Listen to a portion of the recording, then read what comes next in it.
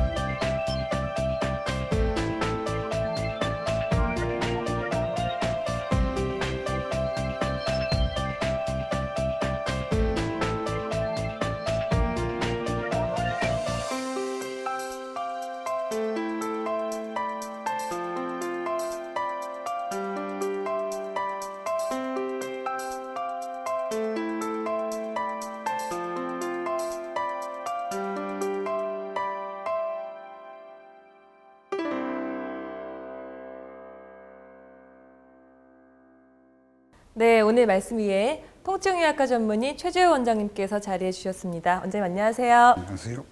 네, 먼저 어깨 관절의 구조에 대해서 아는 것이 가장 중요할 것 같은데요. 어깨는 어떤 구조로 이루어져 있나요? 네, 어깨 관절이라 하면 흔히 상완골두와 관절하로 이루어진 견갑 상완관절을 말하지만 실제로 어깨는 5개의 관절인 견갑 상완관절, 견쇄관절, 흉쇄관절, 견흉관절, 상완상관절로 이루어져 있습니다.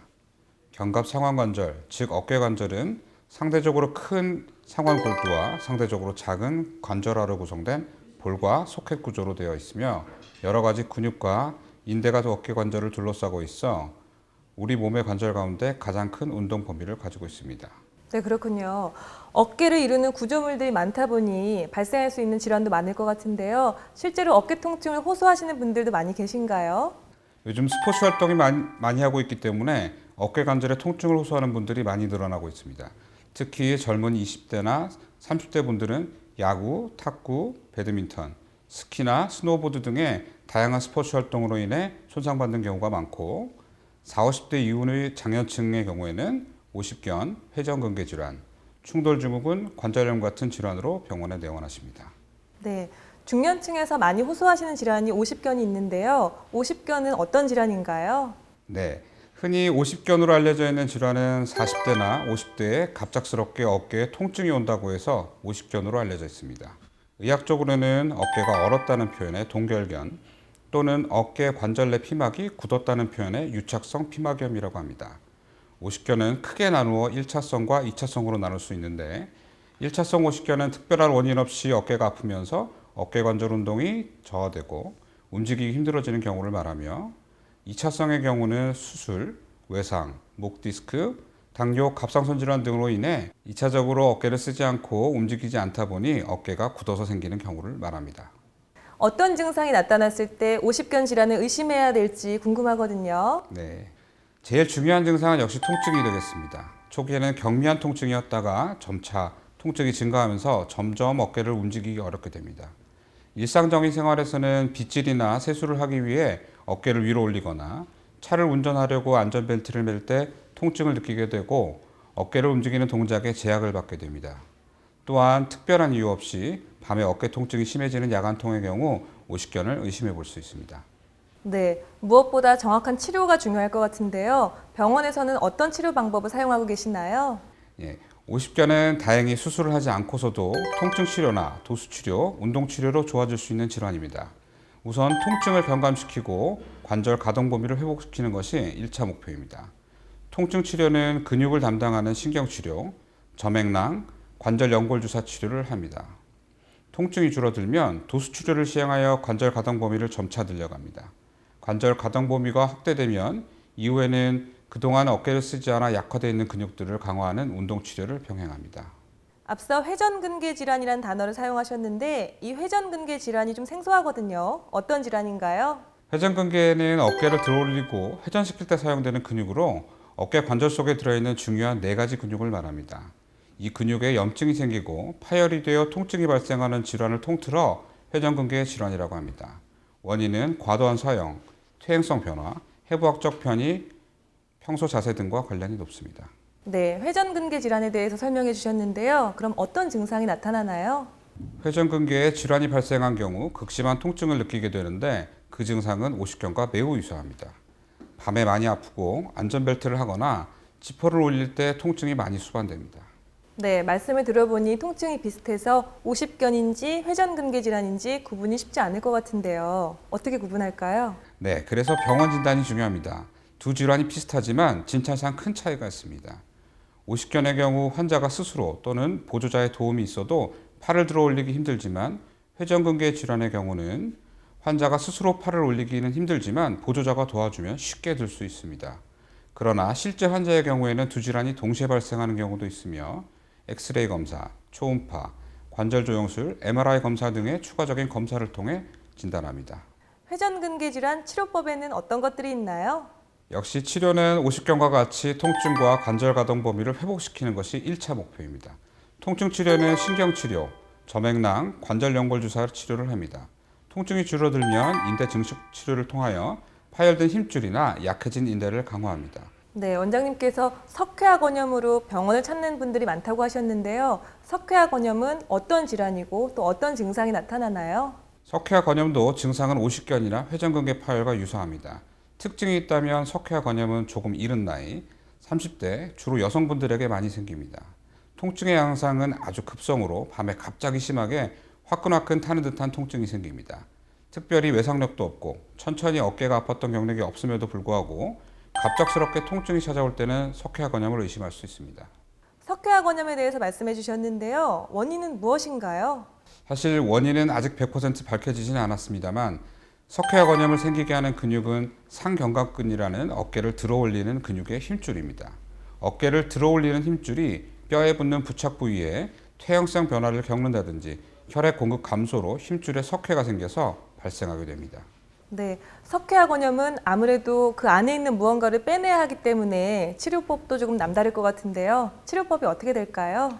석회화 건염도 수술적 치료 말고도 약물이나 그 외 치료법으로 치료가 가능한 질환입니다. 약물 치료를 시행할 수 있고 석회가 생기는 시기에 주사요법인 흡인 치료는 약물을 주입하고 석회화 부분을 흡입해서 제거하는 방법입니다. 또한 최충격파 치료는 석회 성분을 용해시키고 단단히 굳어진 석회질을 파괴해서 저절로 흡수되게끔 하는 치료입니다.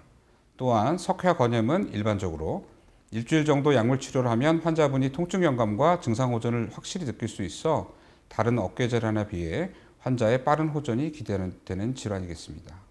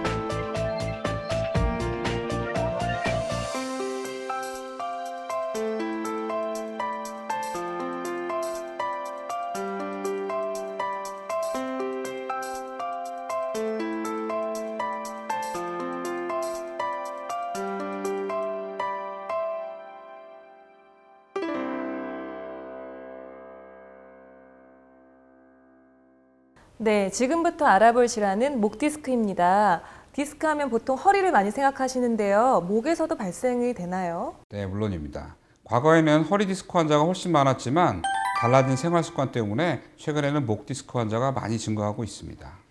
목 디스크 하면 보통 교통사고 같은 그런 외상 때문에 생긴다고 알고 계시는데 그렇지 않은 경우도 있다고 들었어요. 네, 보통 외상이 있어야지 디스크가 발생한다고 알고 계신 분이 많은데요. 일반적으로는 외상으로 인한 디스크의 발생의 확률은 매우 적습니다.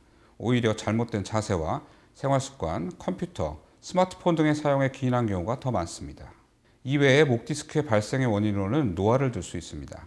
나이를 먹음에 따라 디스크 내 수분이 감소하고 이로 인해 목의 구조물의 퇴행성 변화가 생기고 탄력이 떨어져서 발생하게 됩니다.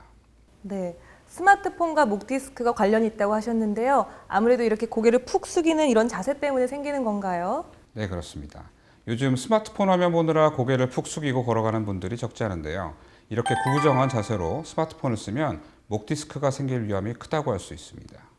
최근 국내 연구진이 스마트폰을 쓸 때 고개를 얼마나 숙이는지 조사한 결과에 따르면 서서 사용할 때는 평균 36도 목을 굽히는 반면에 앉아서 쓸 땐 41도로 5도나 더 기울였으며 특히 똑같이 앉아서 쓰더라도 인터넷 검색을 하거나 동영상을 볼 때보다 문자 메시지를 보낼 때 더 고개를 숙이는 걸로 나타났습니다. 또한 스마트폰을 쓰면서 고개를 숙이면 목뼈가 얼마나 하중을 받는지 측정했을 때 15도 굽혔더니 13kg, 30도는 20kg, 앉아서 문자 보낼 때인 45도 정도이면 하중이 23kg에 달했습니다. 스마트폰을 쓰면서 30도 이상 고개를 숙이면 20kg짜리 쌀 한 포대를 머리에 이고 가는 것이나 마찬가지입니다. 팔이 너무 저려서 혈액순환 문제로 병원을 찾았는데 목 디스크 진단을 받으셨다고 해요. 그럼 이런 목 디스크는 통증이 어떻게 되나요? 네, 전형적으로는 처음에는 목 부위에서 통증이 시작되다가 통증이 어깨나 팔 쪽으로 내려오면서 점차 심해지고 추후에는 목 통증은 적어지면서 팔의 통증이 점점 심해지는 양상을 띠기도 하지만 환자마다 표현하는 증상의 개인차가 커서 어깨나 팔, 손이 저리거나 통증이 있으면 목 디스크를 먼저 의심하는 것도 아주 효율적인 조기 진단의 방법이 될 수 있습니다. 네, 그렇다면 목 디스크인지 아닌지 혼자 알 수 있는 자가 진단법이 있을까요? 어깨나 팔 쪽으로 통증이 있는 부위로 고개를 젖히고 3, 4초 정도 유지했을 때 통증의 강도가 심해지면 목 디스크의 가능성이 상당히 높은 걸로 봐야 합니다. 만약 손이 저리고 불편한데 손을 90도 정도로 젖히고 1분가량 유지할 때 저린 정도가 심해진다면 목 디스크보다는 수근관 증후군일 가능성이 더 높습니다. 심해지기 전에 병원을 빨리 찾는 것이 중요할 것 같은데요. 병원에서는 진단이 어떻게 이루어지나요? 제일 먼저 환자의 병력과 디스크의 증상 발현이 있는지, 유사 질환이 아닌지 증상에 대한 자세한 문진과 의사의 진찰이 가장 중요합니다. 디스크가 의심되면 단순 엑스레이 촬영으로 디스크 사이의 공간을 관찰합니다. 증상이 아주 심하거나 마비가 동반된 경우에는 지체하지 않고 MRI 촬영을 하는 경우도 있습니다. 목 디스크로 진단이 내려졌다면 치료법도 중요할 것 같은데요. 어떤 치료법을 이용하시나요? 크게 보면 비수술적 치료와 수술적 치료로 나눠 볼 수 있습니다. 대부분의 환자들은 비수술적 치료를 받게 되는데 신경차단술, 신경성형술, 수액성형술과 근육을 이완시켜주는 재활치료요법 등을 통해 신경 부위 염증이 가라앉으면 급성 디스크도 충분히 치료가 가능하므로 인내심을 가지고 2, 3개월 정도는 보존적인 요법을 받는 것이 중요합니다. 수술적 치료는 통증이 아주 심해서 보존적 치료를 2, 3개월 정도 했을 때도 통증이 지속된다든지 팔에 마비가 왔을 때 고려되는 치료법입니다. 네, 그렇군요. 각 시술법의 특징과 효과에 대해서 설명해 주세요. 경추 신경성형술은 목 통증을 유발하는 부위에 특수바늘을 삽입, 약물을 주입하는 방법으로 고혈압과 당뇨병을 가지고 있는 환자분에게도 부담 없이 적용 가능하다는 장점이 있습니다. 수액성형술은 국소마취를 통해 0.8mm의 굵기의 저삽바늘을 디스크 안으로 삽입, 척추신경의 압박 원인인 디스크 수액을 고밀도 이온 화장을 이용해 분해하고 녹이면서 수축과 응고 과정을 거쳐 치료 효과를 얻는 시술이며 흉터가 적으면서 눈에 띄지 않기 때문에 미용적인 원인으로 수술을 꺼리는 환자에게 적합합니다. 국소마취를 이용하기 때문에 심리적 부담과 공포도 덜어줄 수 있습니다.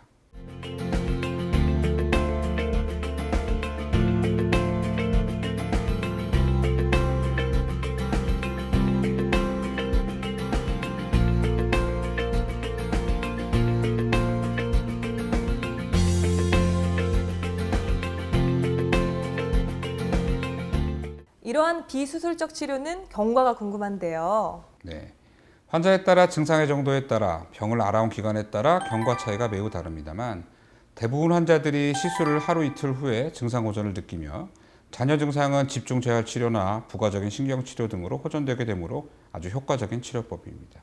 네, 질병은 무엇보다 예방하는 것이 가장 중요할 텐데요. 그럼 목 디스크를 예방하는 습관 같은 게 있을까요? 틈틈이 스트레칭을 5분씩 해주는 습관이 좋으며 바른 자세를 유지하는 것이 좋습니다. 스마트폰이나 컴퓨터를 이용할 때에는 눈높이에 맞추도록 하며 목에 긴장과 뻐근함을 줄 정도로 목을 숙이는 자세를 피하도록 합니다. 만약 오래 사용하실 경우에는 1시간에 한 번씩 목 운동과 근육 인대를 풀어주는 것이 좋습니다. 갑자기 목을 돌리는 행동이나 엎드려 책을 보는 것도 피하는 것이 좋습니다. 잠을 잘 때는 너무 높은 베개 대신 낮은 베개를 사용하는 것이 목 디스크 예방에 좋습니다. 하지만 가장 중요한 것은 바른 생활 자세와 규칙적인 운동입니다. 아무리 의사와 병원이 노력을 해도 이 두 가지가 병행되지 않으면 치료의 효과는 한계에 부딪히게 됩니다. 네, 마지막으로 시청자분들께 한 말씀 부탁드릴게요. 앞서 어깨 질환과 목 디스크의 여러 가지 원인과 치료법에 대해 말씀드렸지만 무엇보다 중요한 것은 환자의 의지입니다. 환자가 치료를 받고 운동을 하고 생활 습관을 개선하고자 하는 의지가 있을 때 비로소 의료진은 적절한 치료법과 운동법을 제시해주는 가이드 역할을 함으로써 증상을 개선하고 좋은 결과를 얻을 수 있을 것입니다. 네, 오늘은 통증의학과 전문의 최주호 원장님과 함께 어깨 질환과 목 디스크에 대해서 알아봤습니다. 원장님 감사합니다. 감사합니다.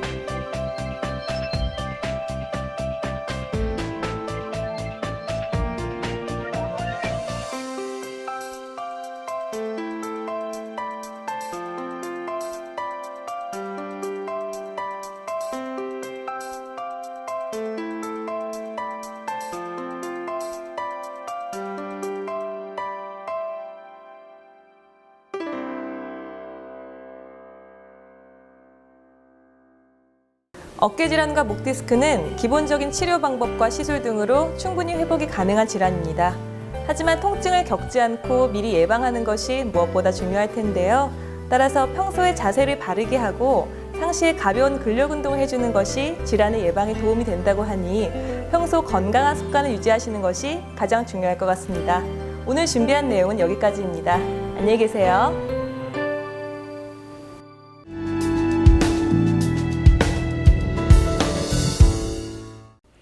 춥지도 덥지도 않은 날씨에 주말이면 가족 나들이를 즐기는 사람들이 늘어나고 있는데요. 하지만 겨울철 동안 추위로 활동량이 적었던 사람들이 봄을 맞아 갑작스럽게 야외 활동을 하게 되면 뭉친 근육과 관절 등에 무리를 줄 수 있어 주의가 필요합니다. 실제 통계적으로는 3월에서 5월은 겨울 못지않게 골절이나 관절 등의 부상 빈도가 높아지는 시기인데요. 이는 빙판길의 겨울은 낙상 등의 위험 요소를 인지해 행동 반경이 좁고 움직임이 조심스러운 반면 따뜻한 봄은 상대적으로 소홀해지기 쉽기 때문입니다. 또한 날씨가 따뜻해졌기 때문에 운동을 시작하려는 분들은 또 많으실 텐데요. 운동은 우리 몸의 적절한 체중을 유지하고 스트레스를 해소하며 건강을 지키는 방법이지만 봄철 무리한 야외 운동은 오히려 몸을 망칠 수 있어 준비 운동이 필수적입니다. 따라서 운동 전에 몸을 따뜻하게 하는 가벼운 운동과 스트레칭으로 굳어있는 근육과 관절의 긴장을 풀어주어야 하며 또 장시간의 근력 운동이나 무리한 등산 등도 가급적 피해야 할 행동 중 하나입니다.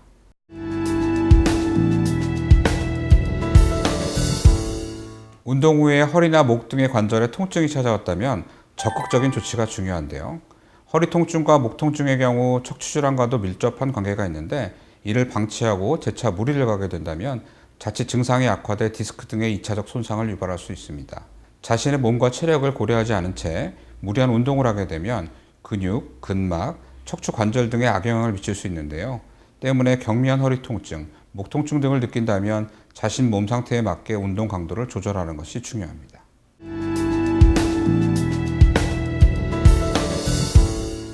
평소 허리 통증, 목 통증으로 간단한 운동조차 힘겹다면 척추가 틀어지거나 근육, 근막의 불균형과 긴장이 주요 원인이 될 수 있으므로 삐뚤어진 척추와 골반을 바로잡아준 치료가 먼저 이루어져야 합니다.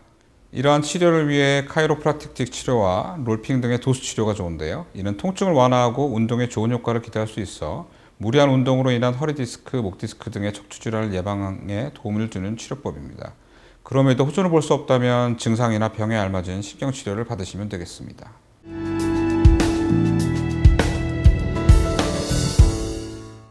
평소 올바른 자세를 견지하고 꾸준한 운동을 진행하면서 통증 부위 근육을 강화하고 증상에 맞는 스트레칭 등으로 근육, 근막, 인대 등의 유연성을 높이는 것이 중요합니다.